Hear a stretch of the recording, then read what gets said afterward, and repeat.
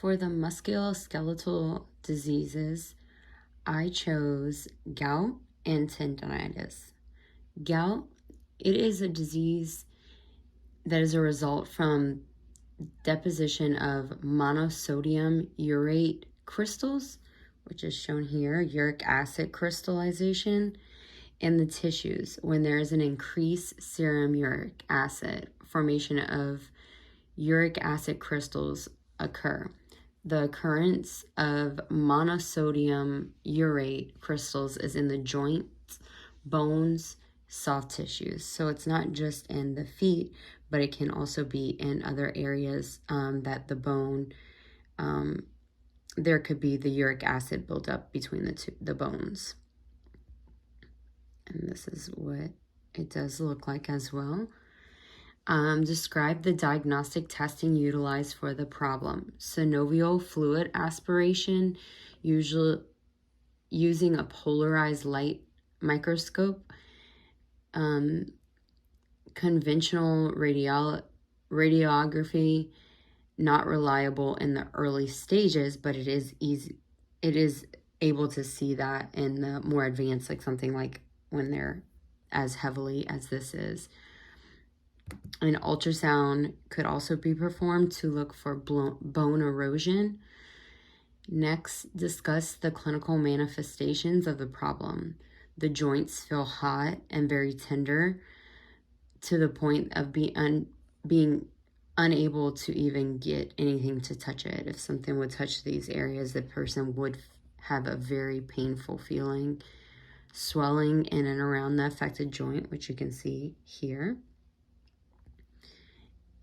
Shining, the skin tends to shine over because it's so swollen. It also becomes red as well. Discuss the interprofessional care that should be provided. Occupational therapy, physical therapy, and a dietitian would all be beneficial to a patient that is suffering from gout. Describe the treatment plan and medication used for the problem. Eat a healthy diet, perform physical activity. Medications include anti-inflammatory, analgesics, prednisone, and colchicine, which actually helps prevent the production of the uric acid. Utilizing the nursing process to develop a plan of care for the problem include nursing diagnosis for this patient would be a patient is at risk for impaired physical mobility.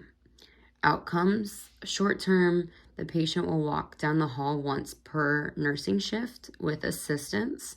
And long-term goal would be patient will walk down the hall twice within a shift without experiencing any pain or the need of assistance. That would be my goals for someone who has the physical mobility. Interventions: administer pain medicine prior to ambulation, create an activity plan for the patient, and the evaluations would be needed to just review it as a short-term goal. Okay, was it met? Did they walk down the hall each shift? What type of pain were they in? And long-term is once we assess if they're able to do it alone. And for my next disease process is tendonitis. This is when the connective tissues, the tendons, become inflamed. This could be from trauma or chronic disease. Tendonitis is commonly seen in individuals that play sports or that are athletic.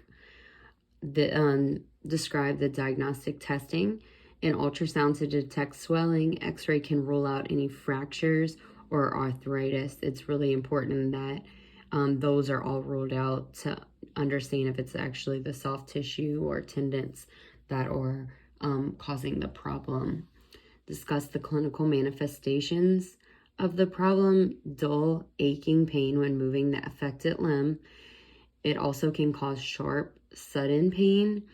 It could be very persistent when the person is moving their extremity. Discuss the interprofessional care that should be provided. Sports medicine, rheumatology, and physical therapy are all great things for a patient that has tendonitis. And this can occur not just from being athletic, also any lifting. So this is something that as nurses we need to watch how we pick things up, not too heavy, use proper body mechanics, because we could have some type of tendonitis occur from the pulling and straining of those tendons. Describe the treatment plan. Cease physical activity. You don't want to have any physical activity at all with that area to give it rest. Use ice on affected area, corticosteroids, anti-inflammatories, and in severe situations, the patient may have to have surgery. Utilizing the nursing process to develop a plan of care for the problem include the nursing diagnosis. The patient is at risk for acute pain. A patient is at risk for activity intolerance as well.